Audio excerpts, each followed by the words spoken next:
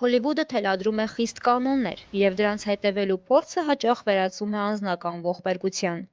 Այսօր մենք կխոսենք սիրելի աստղերի մասին, ովքեր ընդմիշտ ջնջել են իրենց յուրահատկությունը և փոխվել են մինչև անճանաչելիություն։ Եվ ամենակարևորը, անկեղծորեն կփորձենք հասկանալ, թե ինչու մենք, սովորական դիտողներս, մղում ենք նրանց նման փոփոխությունների։ Ողջույն, բարի գալուստ Մալիկ, ես Անահիտն եմ, այսօրվա հողովակը նվիրել եմ պլաստիկ վիրահատություններին, Հոլիվուդում բոտեքսներին և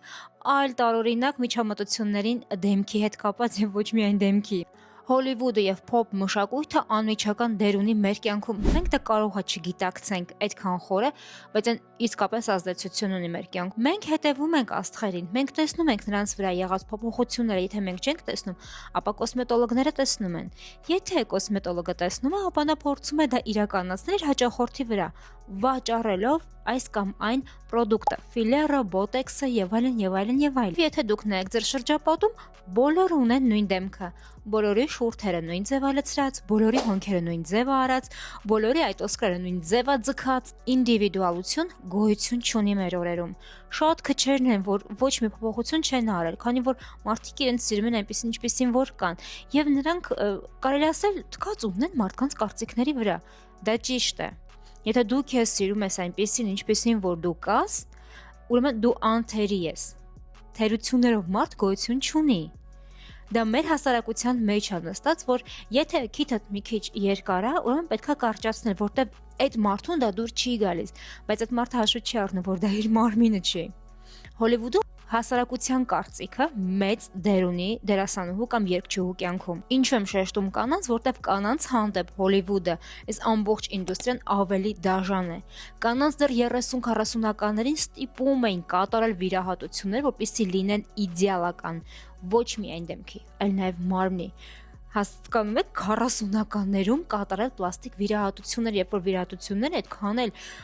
բացահայտված չէին, այսինքն ուսումնասիրված չէին, բայց այն ժամանակներում դեռ կանանց ստիպում էին, որպեսզի նրանք գնան եւ միջամտությունները, որպեսզի համապատասխանեն ստանդարտներին, որոնք գծվել է տղամարդկանց կողմից։ Եվ այն կարծիքը, որ մարդիկ այնքան են քննադատում դերասանուհիներին, երգիչ-երգչուհիներին եւ նրանք ստիպված գնում են կանգնեցնելու ժամանակը, ոչ դա այդպես չի։ Ինչ անեն աստղերը, մենք խոսելու ենք, մենք ասել ենք շատ նիհար է, վայ, այս ինչքան է չաղացել, այս ինչքան ջրոտ է,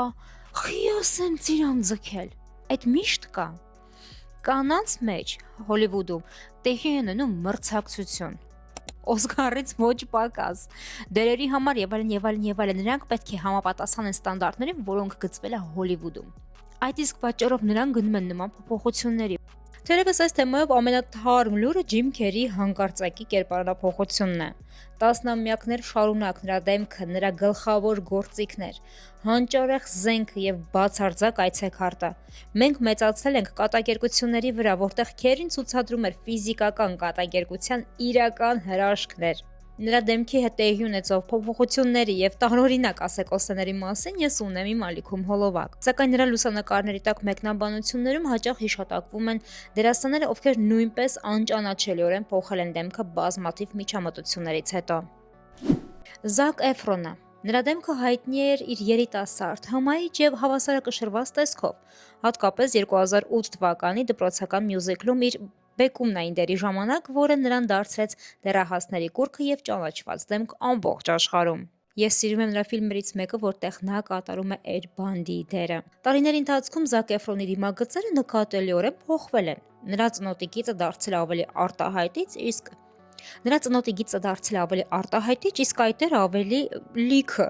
Երկրպագուններն ու սովորական մարդիկ նկատում են այս փոխակերպումները, առաջացնելով հետաքրքրության եւ մեկնաբանությունների ալիք սոցիալական ցանցերում։ Չնայած իր մշտական հանրային ուշադրությանը, Զակը սկզբում քիչ էր ուշադրություն դարձնում այս լուրերին, մինչև որ 2022 թվականը։ Հարցազրույցներից մեկում նա բացատրել է, որ իր դեմքի կերպարանափոխությունը իրականում ծնոտի մկանների բնական փոխհատուցող աճն էր 2013 թվականին ստացած ծնոտի լուրջ վնասվածքից հետո։ Դժբախտաբար շատերը ավելի շատ կենտրոնացել են նրա արտաքին տեսքի վրա, քան այն փաստի վրա, որ նա ողջ է մնացել կյանքին սպառնացող վթարից հետո, որը հանգեցրել էր նրա դեմքի այս փոփոխություններին։ Կարճ ասած, Լուրջ վիրահատությունից հետո Զակ Էֆրոնի դեմքը ենթարկվել է փոփոխությունների, վնասվածքներ է ստացել։ Այդ իսկ պատճառով անհրաժեշտ են եղել վիրահատությունների շարան, ինչը որ հանգեցրել է այս տեսքին։ Չնայած ես չեմ կարծում, որ այդքան կրիտիկական էր իրավիճակը, բայց ամեն դեպքում սա նրա խոսքերն են։ Քելի Օսբորն Ես փոքր ժամանակ շատ եմ նայել ռեալիթի շոուները։ Եթե մամաս տանը լիներ, աշխատանքի չլիներ ու տեսներ, որ ես ինչ եմ նայում, հաստատ չէր թողի, բայց դե ես շատ էի ինձ դուր էր գալիս հատկապես Օսբորների ընտանիք։ Ու ես հիշում եմ Քելի Օսբորնին, դե ինչքան ինքը համով չամիջ աղջիկ էր, երգում էր, թռվռում էր, չարություններ էր անում, ու ես հիշում եմ, որ նրա շուրջ շատ էին քննադատությունները, որ նա բավականին գեր է։ Ու տենց էլ նրան ասում են դու գեր ես, դու չաղ ես։ Մի քանի տարի առաջ նա հայտնվում է հանրության առաջ բոլորովին այլ կերպարով։ Նա կտրուկ նիհարել էր եւ նրա դեմքը նկատելիորեն երկարացել։ Ծնոտը շատ սուր էր։ Հոկեբանը բացատրել է, որ Քելի Օսբորնը հիմա ապրում է իր կյանքի ամենամութ շրջանը եւ սարսափելի կորստի ֆոնին ֆիզիկապես չի կարող նորմալ սնվել։ Երբ որ Քելին իրեն տեսնում է հայլու առջև, նա չի տեսնում նիհար կնոջ, այլ տեսնում է գիրուկի, ինչը ստիպում է նրան ավելի շատ մարզվել, եթե նա մարզվում է, քիչ ուտել, հասցնելով իրեն անորեքսիայի։ Սակայն հանրության համար իսկական ցնցում դարձավ Քելիի ամենավերջին հայտնվելը Կարմիր գորգին Brit Awards երաժշտական մրցանակաբաշխության ժամանակ։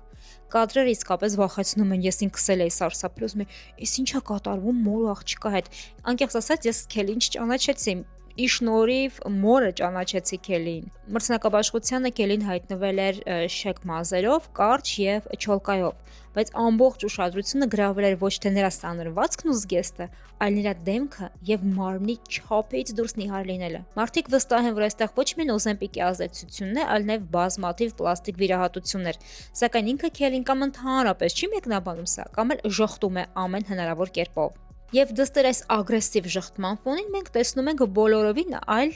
կերպար նրա մորը Շերոն Օսբորնին։ Դեռ 2000-ականներին լրագրողները նրան անվանում էին պլաստիկ վիրահատությունների ոչ պաշտոնական թագուհի։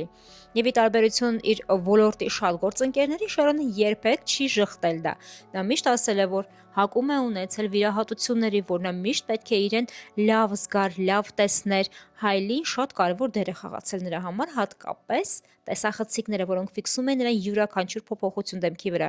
Եվ երբ որ տարիներ շարունակ կատարում ես նույն գործողությունը, դու չես զգում ինչպես ես չափը անցնում։ Տարբերություն մյուս աստղերի Շերոն Օսբորնը հանգիստ խոսում է Օզեմպիկից օգտվելու մասին։ Նա երբեք դա չի թաքցրել, պարզապես զգուշացնում է, որ սա ամենավատ միջոցն է նիհարելու համար, որ ոչ ոք չկրկնի սա, քանի որ նա տեսել է Օզեմպիկի վատ ազդեցությունը։ Օզեմպիկով նիհարում են Հոլիվուդի 90%։ Սրանցին հոլովակ ունեմ նաև նվիրված Օզեմպիկին, բոլորն են նստած դրա վրա։ Հուսով եմ, որ առողջ կլինեն հետագայում։ Իդեպ ես այստեղ Չեխիայում ունեմ հաճախորդներ, ովքեր ունեն շաքարային դիաբետ եւ օգտվում են Օզեմպիկից ու իրանք չեն նիհարում, այլ քիչ-քիչ շատացնում են իրենց դեղի չափերը, որտեղ այդ մարդիկ չեն նիհարում։ Ոնց են նիհարում աստղերը։ Ես չեմ հասկանում այդ ոնց է ուսումնասիրված այդ դեղը կամ ընդհանրապես ուսումնասիրված է թե չէ, իմ ուղեղի մեջ չի տպավորվում։ Ոնց կարա շաքարով հիվանդ մարդը չնիհարի, իսկ սովորական մարդը դեղից նիհարի, եթե դեղը ստեղծել է շաքարի հիվանդի համար։ Չգիտեմ, իմ համար այդ մի քիչ հարցական է։ Հավերժ երիտասարդության պատրանքը մի ծուղակ է, որի մեջ ընկել էր մեր հաջորդ հերոսուհին, երգչուհի Գվեն Ստեֆանին։ Մի ամբողջ սերնդի համար նա եղել է ոճի իսկական խորհրդանիշ, ապստամբ, ով թելադրում էր կարմիր շրթներքի եւ պլատինե շիկահերի նորաձևությունը։ Երկար տարիներ նրան հաջողվում էր այդպես երևալ, կարծես ժամանակը նրա վրա իշխանություն չունի։ Նրան ամենաշատը տալիս են 30 տարեկան, երբ նա 40-ից բարձր էր։ Սակայն բնությունն իրենը վերցնում է եւ ժամանակը արհեստականորեն սառեցնելու փորձը շրջվում է նրա դեմ։ 2020-ականների սկզբից երգչուհին սկսել է զարմացնել հանրության իր անբնական ուռած եւ այտոցված դեմքով։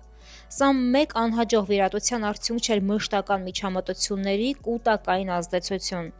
Քիթ, հոնքեր, մեծ քանակությամբ ֆիլլերներ եւ շրջանաձև ձգում։ Հենց Գվենի օրինակով մասնագետները բացատրում են ձգված ալմոլորակայինի էֆեկտը, երբ վիրահատության ժամանակ հյուսվածքները սխալ ուղղությամբ են ձգվում, դեմքը դարձնելով հարթ, իսկ ֆիլլերների ավելցուկը վերջնականապես վերացնում է բնական անատոմիկ գծերը։ Եվ ինչպես հաճախ է լինում, խնդիրը չափի բացակայությունն է։ Մանկության բարդույթների պատճառով Գվենը սկսել էր արտաքինի շտկումներով զբաղվել դեռ 90-ականներից։ Երբ տասնամյակների ընթացքում սովորում ես նման միջամտությունների, պարզապես կորցնում ես այն սահմանը, որտեղ պետք էր պարզապես կանգ առնել։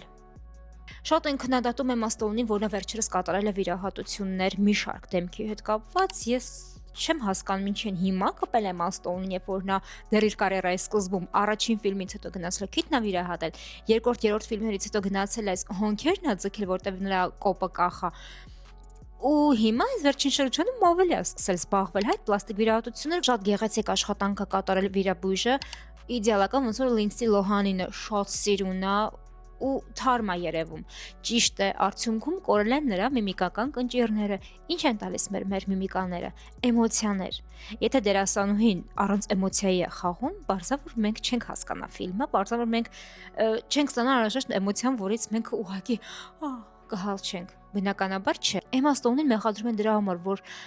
ոչ թե տգեղ արված աշխատանք արդյունքը վատն է, այլ որ չկա այլևս էմոցիա նրա մեջ։ Դե ինչ հոլովակն այսքանն էր, հուսով եմ որ այն ձեզ դուր եկավ։ Գրեք մեկնաբանություններում ձեր կարծիքը վիրահատությունների, բոտեքսների եւ ֆիլլերների մասին, ինչ եք կարծում։